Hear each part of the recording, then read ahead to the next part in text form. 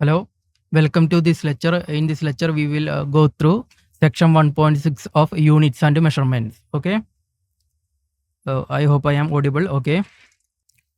So let's go to the first slide. Okay. So we are going to study about units and measurement. It's last section. Okay. So this is a disclaimer. The images, text, and other materials used in our presentations are for educational purposes only. We respect the intellectual property rights to the original creators and owners. If you are the owner and have any concerns or issues, please contact at sathi@iitk.ac.in and we shall remove the content immediately. Please note that the parts of the content may have been generated using generative AI, which is experimental. So let's go to the first slide. It is actually index. So it is about what we are going to study today.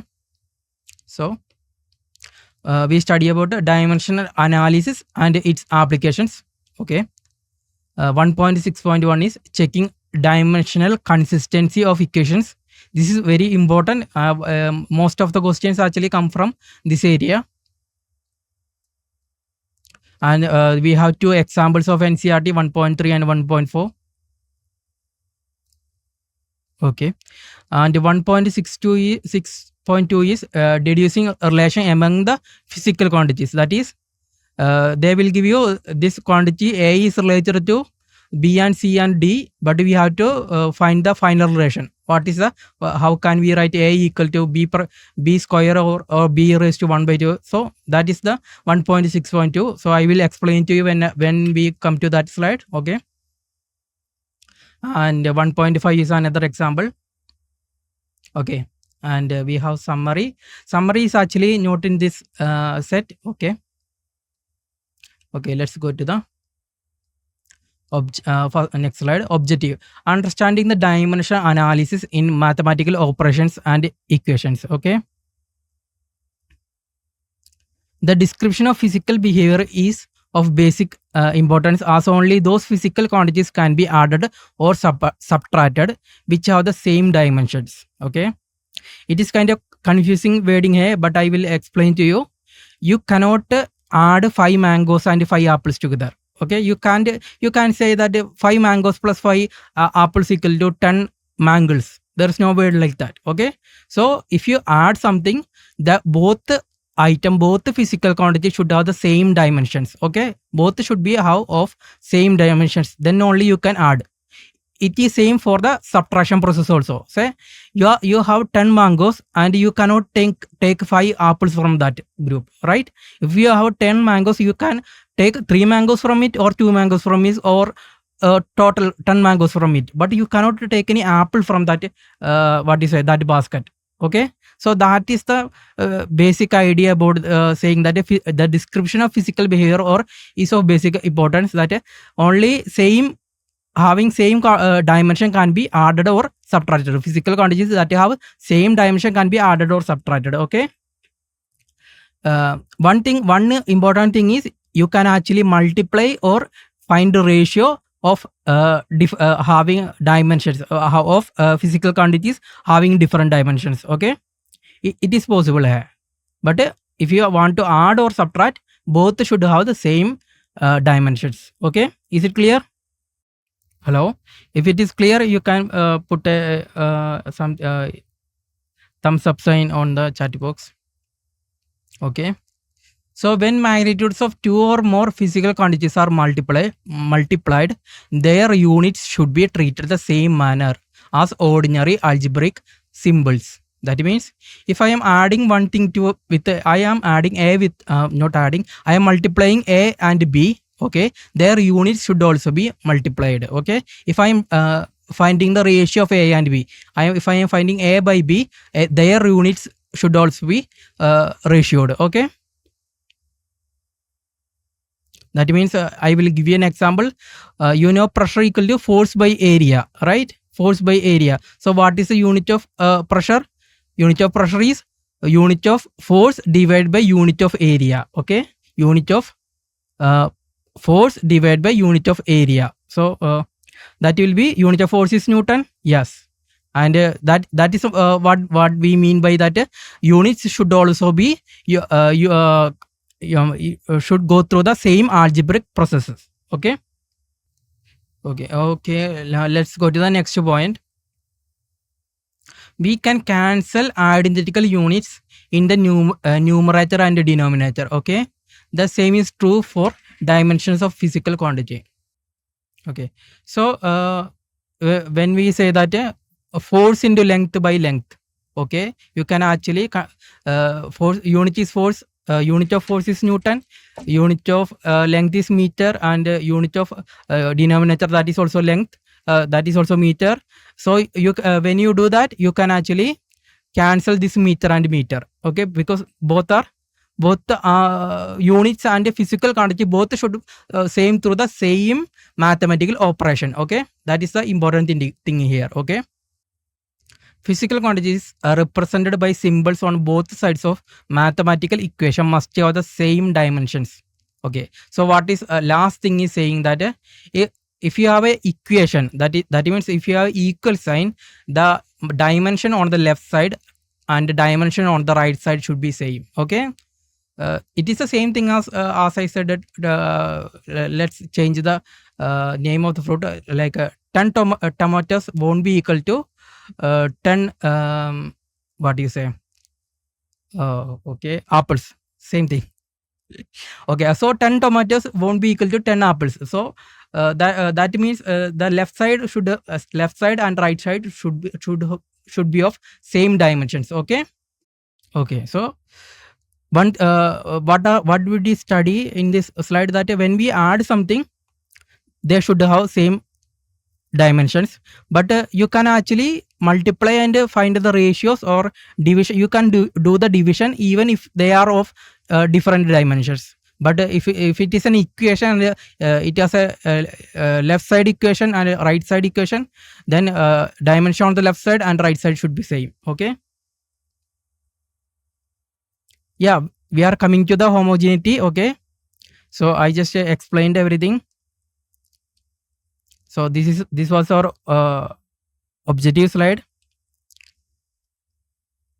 Okay, next point, understanding dimensional homogeneity for valid physical equation analysis. Okay, so the magnitudes of physical quantities may be added or together or subtracted from one another if they have same. Oh, this is same slide here. No. Okay, second point is saying thus velocity cannot be added to force. Okay, or electric current cannot be subtracted from thermodynamic temperature. Okay, so this is about the dimensional homogeneity. Okay, this simple principle is called the principle of homogeneity of dimensions. Okay, in an equation, it is extremely useful in checking the correctness of equation. Okay, not just in equations. If you write an like exam, PSC state level exam, they don't usually check the dimensions of options, right? So if you know the answer should be some unit of time, and you check the dimensions of the 4 options A, B, C, D, and if the options have the different dimension, then you can actually cancel out those options, right? But in JE level, they usually think about those things, and they will put equations such that all the 4 options have same dimensions. Okay. If the dimensions of all the terms are not same, the equation is wrong. Okay. What they meant by that, if there is a subtraction or addition in the equation, all the dimensions on the each term should be same, right? Okay, and if there is an equation like A equal to B, dimension of A and B should be equal to same. Okay, or if there is an equation like, let's say, A equal to B plus C minus D. Okay, so on the right side we are adding and subtracting, so B, C and D should have the same dimensions. What about A is equal to these things, so A should also have the same dimensions. Okay, is it clear? Let's go to the next slide. For example, if we derive the equation of speed, the dimension on the both sides of the equation when simplified must be of length. Okay. Okay, length by time. Okay, sorry. So we are thinking about speed. Okay, speed has dimension length by time, that is LT raised to minus 1. So if you have a speed equal to, if you have something like AX, right? The speed, you know, the dimension is LT raised to minus 1. So AX together should have dimension LT raised to minus 1. Okay. Yeah, speed is distance by time, but you can also find speed, says it is distance is a function of a time. Okay, you can actually find it in another terms. Okay, you can actually represent using another terms. Okay. Yes, I know speed is distance by time. Dimensions are customarily used as preliminary test for consistency of an equation when there is some doubt about the correctness of the equation. Okay, so let's say that somebody comes up with some relation between two or three physical quantities. Okay, so and they said that this might be the equation, right?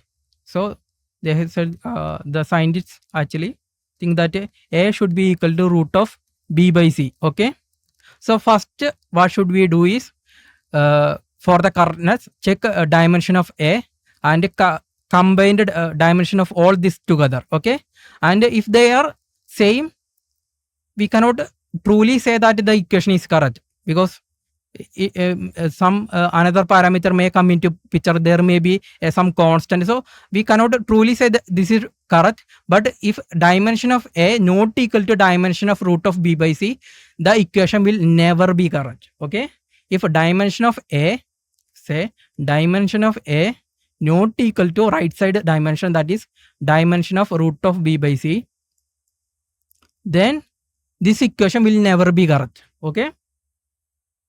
Okay, so let me erase this.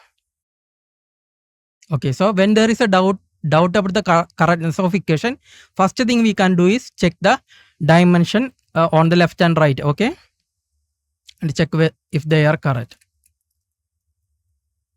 Okay, so dimensional consistency does not guarantee correct equations. As I said earlier, it is uncertain to the extent of dimensional quantities or functions.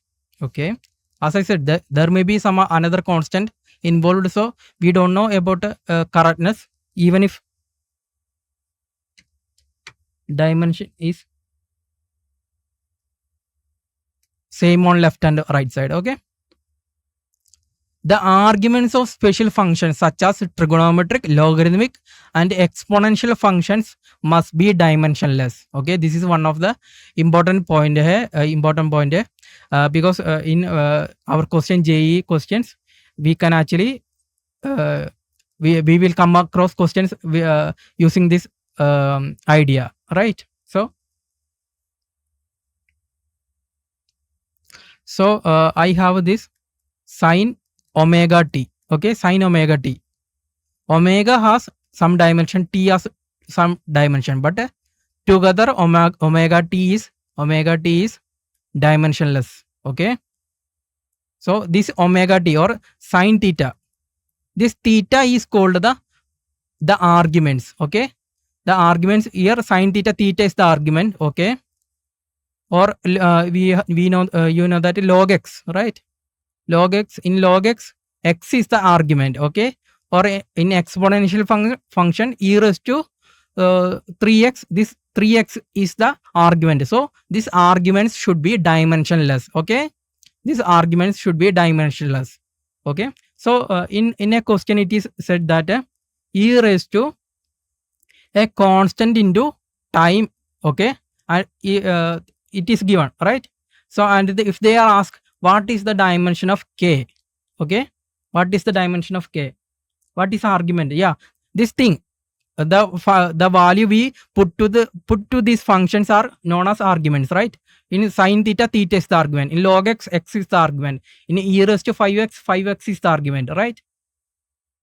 Okay, that is the argument. So in the question, if it is said that e raised to kt is given, okay, and in the question it is asked what is the dimension of k, dimension of t is in the question is given, it is t. Okay, so what should be the dimension of k? Together kt should be dimensionless.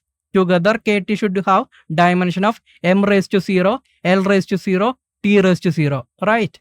So k and t already have a dimension t. So k should have a dimension t raised to minus 1. Okay, so when we multiply both of these, it will become dimensionless. Okay, so you can actually use this idea in solving problems. Okay, how does it become dimensionless?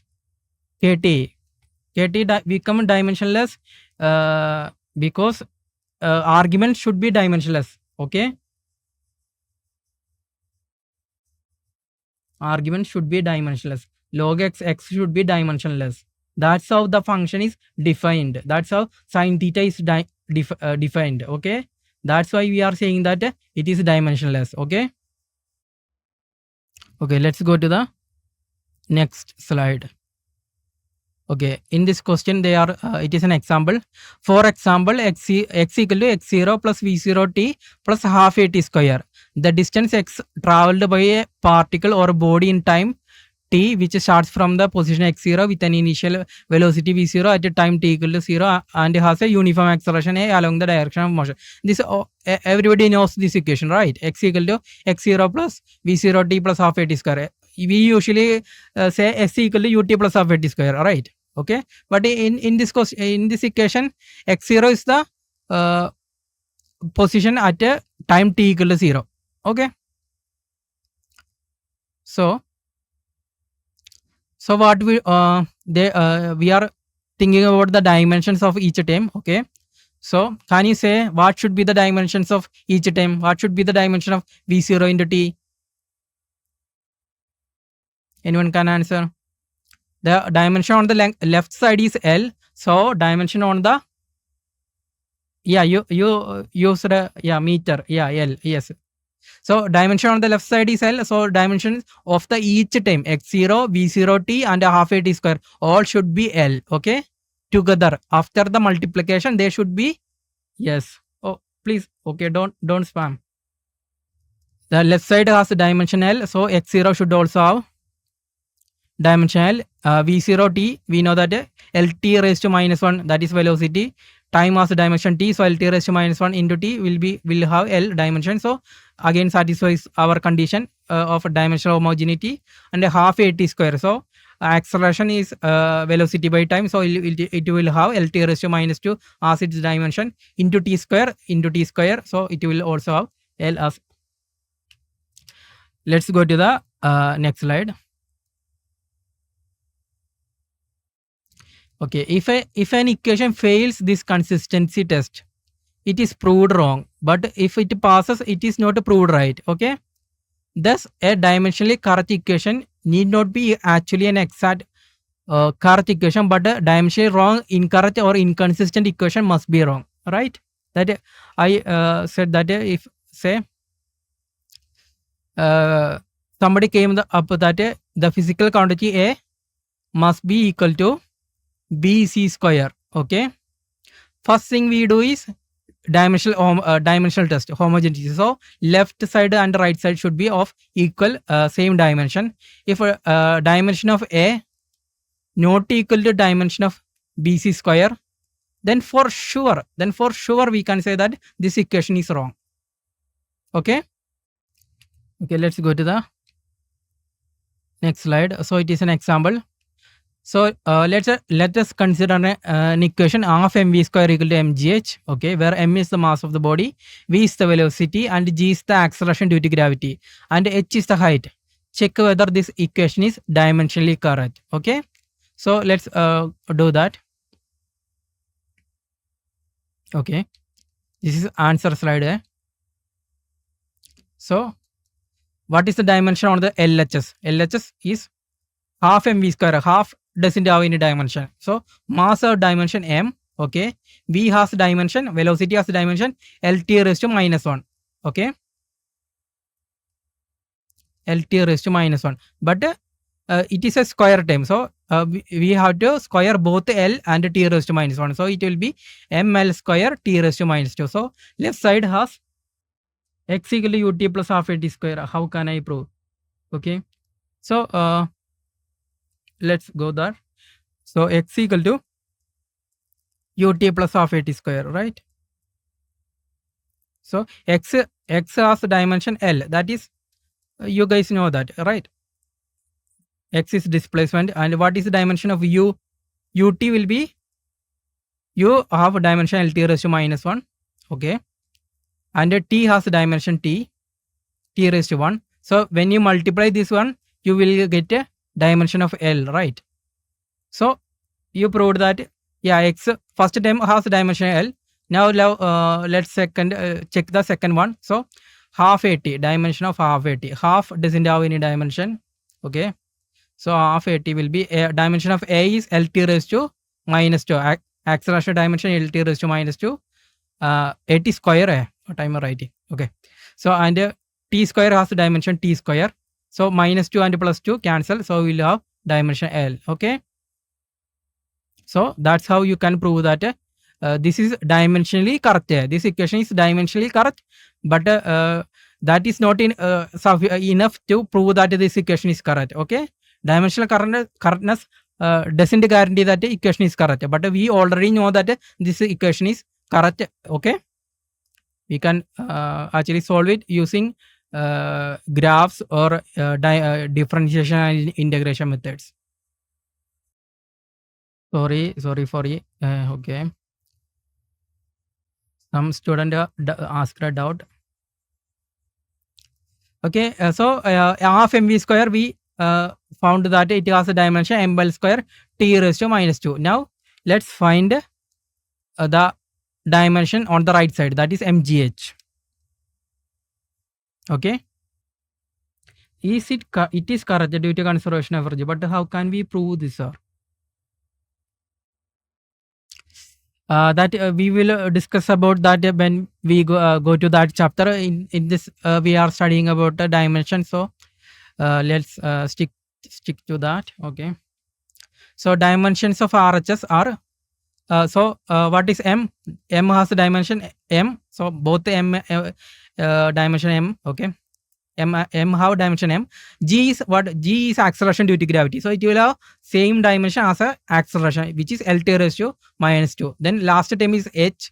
H will have dimension L. So if you multiply, you will get a ml square t raised to minus 2. So LH has ml square t raised to minus 2, and RHS has ml square t raised to minus 2. So they are dimensionally correct. This equation is dimensionally correct. If you have time in this class after the slides, we can actually go through that. Okay. The SI unit of energy, joule, equal to kilogram meter square per second square. That of speed v is meter per second and acceleration is meter per second square. Which of the formula for kinetic energy given below can you rule out on the basis of dimensional arguments? Okay. Dimensional arguments. Okay. So in the question it is not mentioned, but we have to say that the kinetic energy. Okay. It is actually mentioned. So what I am saying that kinetic energy has a unit joule. Okay. Kinetic energy has a unit joule. Okay. Okay. So from this unit you can actually form the dimensions. Okay, that we already did. ml square t raised to minus 2. You know that actually kinetic energy equal to half mv square, that you all know. But we are studying, we are going to find out which equation can be ruled out based on the dimensional homogeneity. Okay. K equal to ma. Oh, you already know the answer. Okay. Option A can be ruled out. Yeah, you guys are correct. Okay. Option B is saying that half mv square. Option C is saying that K equal to ma, that is force Newton, its unit is mlt raised to minus 2 minus 2. So and D is 3/16 mv square. Okay, and option is saying that K equal to half mv square plus ma. Okay, option D actually cannot be ruled out. Okay, Sriram, option D cannot be ruled out. Okay, option C, oh yes, the ones that we can rule out, let's check. Okay, so on the left side you have J, kinetic unit of kinetic energy is joule or kilogram meter square per second square. So let's say ml square t raised to minus 2 on the left side. Okay, on the right side, let's go through each option. Okay, first one is m square v cube. So it will be m square means m square. Okay, v cube means l cube t raised to minus 3, right? Yeah, so option A straight away we can rule out. Okay, does anyone have a doubt in option A? Now let's go to the option B. Okay, so it is saying half mv square, so m into v square is again ml square t raised to minus 2. Okay, now let's go to the option C. Okay, m into a, mass into acceleration, so ml t raised to minus 2. Okay, so which is not the same, so C can be ruled out. C can be ruled out and A can be ruled out. B we don't know. B we don't know. Okay, we cannot rule out B. Okay, now option D, 3/16 mv square. So half mv square and 3/16 mv square both will have same dimension, because 3/16 is a number and it doesn't have any dimension. So we can say that it is also equal to ml square t raised to minus 2, like option B. Now option E, option is confusing term. So first half mv square has dimension, but ml square t raised to minus 2. Okay, but the second term ma has dimension ml t raised to minus 2. Okay, so as I told you, you cannot add or subtract terms which have different dimensional values, right? Both should have same dimension. If you are adding two terms, both should have same dimensions. Okay, yeah, E cannot be added, so E also wrong here. So we can, for certainty, we can rule three terms out, three options out, which are the A, C and E. Okay, so let's go to the answer side. So every correct formula or equation must have same dimensions on the both sides of equation. Also, only quantities with the same physical dimensions can be added or subtracted. Okay, that we already discussed. The dimension on the right side are m square l cube t raised to minus 3 for A, ml square t raised to minus 2 for B, and ml t raised to minus 2 for C. Okay, that we already gone through. Okay, so what about option E? The quantity on the right side of E has no proper dimensions, since two quantities of different dimensions have been added. Okay, so so that as I told earlier, A, C and E are ruled out. Note that dimensional arguments cannot tell which of the two, B or D, is correct formula. Okay, so if you have only dimension analysis, we can tell either B is correct or D is correct. We don't know which one is correct, or maybe both are wrong. We don't know. Okay, for this one must attend to actual definition of kinetic energy. Okay, and the correct formula will be B, that is half mv square. Okay, let's go to the next slide. Okay, deducing relations among physical quantities. The method of dimensions can sometimes be used to deduce relation among the physical quantities. Okay, so we are using dimensional analysis to actually form relations between physical quantities. Okay, let's go to an example. So in this example, they are saying that the time period, the period of oscillation of simple pendulum depends on length, mass and gravity. Okay, so the time period is depending upon three quantities: length, mass and gravity. Okay, so we have to find this relation somehow using dimensional analysis. Okay, so what should we do? Left side and right side should have same dimension, same as always. Okay, t equal to 2k into root of L by G. You are very correct, Sriram. So let's see how what is the procedure. Okay, so let's first what we do is we create this equation. Okay, so on the left side that we need to this is the final right, time period is the we have to find a relation for time period. So time period is written on the left side. Okay, and it depends upon length, mass and gravity. So we wrote L raised to x, G raised to y, M raised to z. Okay, we don't know for which power they are actually related. Okay, and we also introduce a dimensionless constant. K is a dimensionless constant. Okay, so this is how we write the equation first. Okay, and okay, let's see how we do the solution. Okay, where k is a dimensionless constant, x, y, z are exponents. Okay, by considering dimension on both sides, we have what do we have? We know that the time dimension of time is t raised to 1. So L raised to 0, M raised to 0, t raised to 1. On the right side, k doesn't have dimension. L has dimension L. So L raised to 1, all raised to x. And G is acceleration. So it will Lt raised to minus 2, all raised to y. And mass is M. So M raised to z, right? Now we have to equate on the left and right side. So here L raised this equation, let's go to the next equation. So L has power x here y. So we can actually add this exponent. So it will be L raised to x plus y. And t raised to minus 2. T has only power here. So t raised to minus 2y. And M is not coming here, only here. So M raised to z. Okay. Now we can do is equate the exponents of each dimensional term. Okay.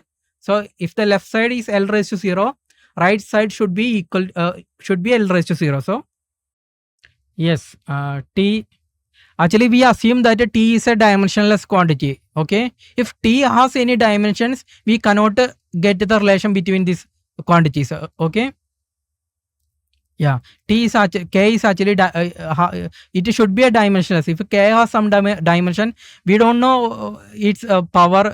We don't know how k is related to length, mass and g. So it will be very difficult. I mean k is related to length, mass, length and time. So yeah, k should be dimensionless. Then only we can proceed with this analysis. Okay, so as you guys already said, we have to equate 0 equal to x plus y, 0 equal to minus 1 equal to minus 2, minus 2y and 0 equal to z. Okay, yes, k equal to 2 pi. You are very right. K equal to pi, time period k equal to 2 pi है time period. Let's analyze solve the problem. X plus y equal to 0, that is because L has a dimension 0 on the left side and time has a dimension 1, so that's why minus 2y equal to 1, and there is no mass at dimension 0 on the left side, so z equal to 0. Okay, so x equal to, from here you get to y equal to minus 1 by 2. Let's we will get that first, then from that x equal to minus y, so it will be x will be positive half and z will be 0. So from here we know that t is t equal to, not proportional to, t equal to k into L raised to 1 by 2, because x is 1 by 2 and g raised to minus 1 by 2. So time period equal to k into root of L by G. Okay, Actually, this L by G is omega. Okay. So, root of L by G is actually omega. What is omega? Omega means radian per second. Okay. Okay. So, if it has pi radian per second, that means what does if omega is pi radian per second, that means it will rotate here this much distance. Okay. So, in 1 second. Okay. In 2 seconds, it will complete the rotation, right? So, what should be the time period in that case? 2 pi divided by pi radian per second. Okay. So, here also radian hai.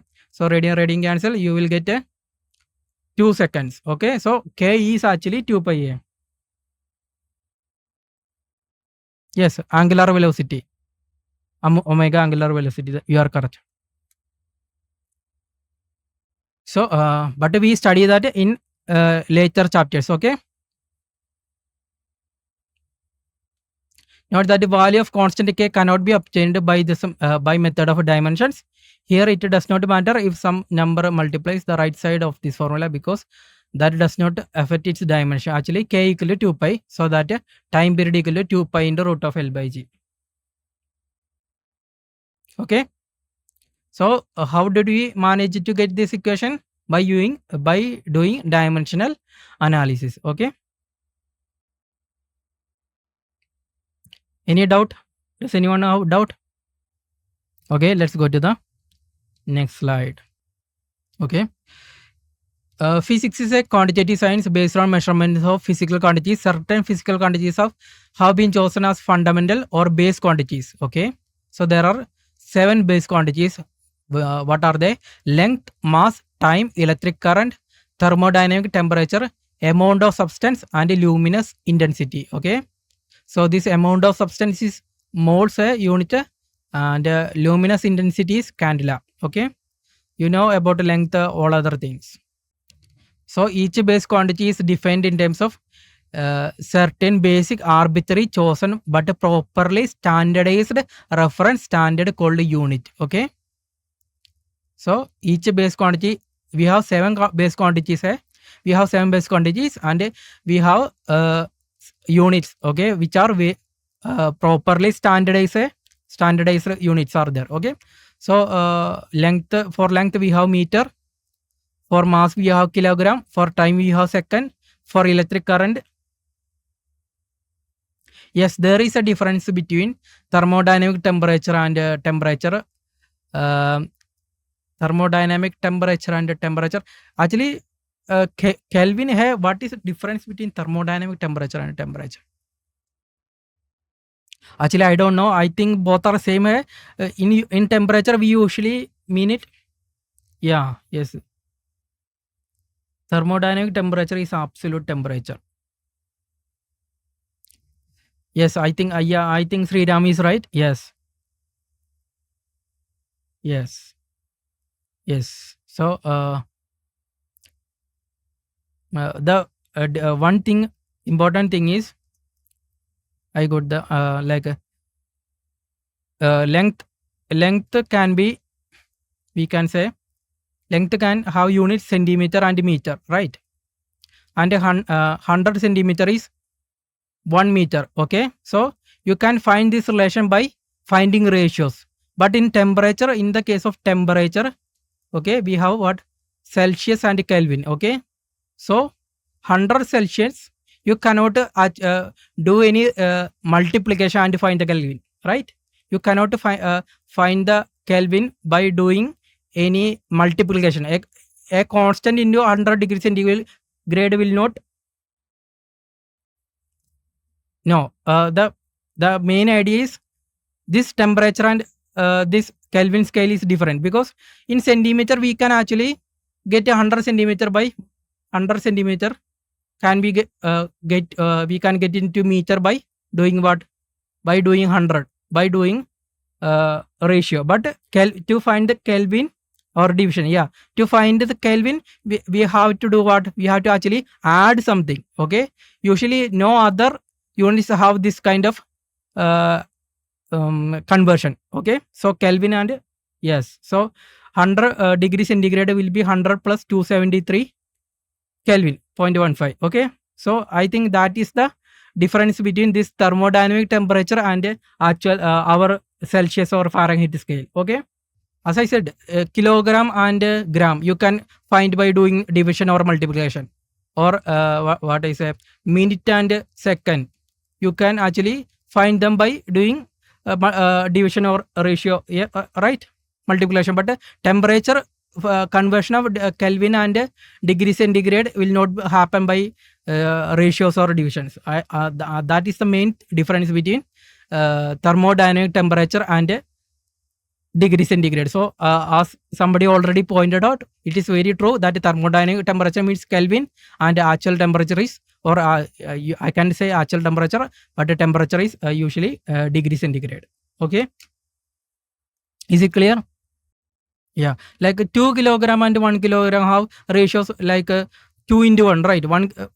Double of 1 kilogram is 2 kilogram. But 200 degree centigrade and 100 degree centigrade are not same. Double of 100 centigrade is not 200 centigrade, because yeah, there is this 273.15 comes out. So that is the main difference between this thermodynamic temperature and temperature, normal temperature. Okay. So units are kilogram, second, ampere, Kelvin, mole and candela. Okay. Other physical quantities derived from base quantities can be expressed as a combination of the base units and are called derived units. Okay. So the thing, last point is like force. We can actually either we can say force as Newton, or we could also say that in terms of fundamental units as kilogram meter per second square. Okay. Let's go to the next slide. A complete set of units, both fundamental and derived, is called a system of units. So in a system of units there will be both fundamental and derived, both quantities. What are derived? Derived means like joule, Newton kind of the terms. Okay. Why are we using this joule or Newton or Pascal? Because it is easier to express, right? It is easier to and people can understand that Newton is actually a unit of force.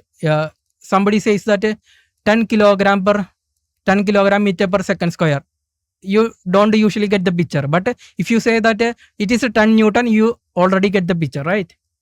Yeah, simplicity. Yes. The international system of units SI based on 7 base units is present at the internationally accepted limit unit system and is widely used throughout the world. Okay. But in America they don't use SI system. Okay. The SI units are used in all physical measurements for both base quantities and the derived quantities obtained from them. Okay.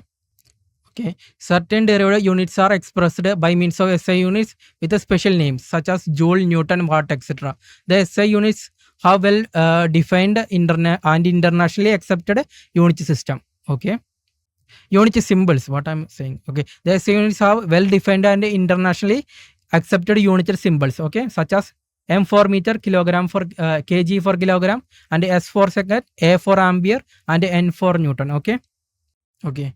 Physical measurements are usually expressed for small and large quantities in scientific notation with the power of 10. Yeah. Okay. So usually instead of saying that something is 3000 Newton, okay, we say 3 into 10 cube Newton. Okay. Or let's say 3 lakh, 3000, 30,000. 3 lakh. Okay. Instead of writing 3 lakh, we usually write 3 into 10 raised to 5 Newton. Okay. The number of what is the number of significant figures in all this? Can anyone tell me how many significant figures? Yes, only one significant figure is there. Yeah. Okay. So scientific notation and the prefixes are used to simplify measurement notation and numerical computation. Okay, giving indication to precision of numbers. Okay, certain general rules and guidelines must be followed for using notations for physical quantities and standard symbols for SI units. Some other units and SI prefix for expressing properly the physical quantities and measurements. So we have some general guidelines, okay, in for using these units, okay. As I said earlier, in computing physical quantity, the units we treat them same as the physical quantity, okay. If it is pressure is force by area, we use the same algebraic mathematical operation for its units also, okay. In measured and computed quantities, proper significant figures only should be retained, okay. That is, if I multiply A into B, okay, and A has 3 significant figures and B has 2 significant figures, the answer should have only 2 significant figure, least significant figure of A or B, right? Carrying out arithmetic operation with them and rounding off, okay. Least significant figure, okay. In measured and computed quantities, proper significant figures only, that I already read. The dimensions of base quantities and the combination of this dimension describe the nature of physical quantities, okay. Dimensional analysis can be used to check dimensional consistency of equations, deducing relations among physical quantities. That we already did. Finding time period is proportional to root of L by G, right? One important thing I missed to point out, that it doesn't depend on mass of the pendulum, right? We got that T is equal to K into root of L by G. There is no mass term. So if M is irrelevant. If you increase the mass by 2 or twice, time period will not change. Yeah, that is an important point. I missed that pointing that out. Dimensionally consistent equation need not be actually an exact correct equation, but a dimensionally incorrect or wrong equation will always be incorrect, okay. Thank you guys for joining the class, okay.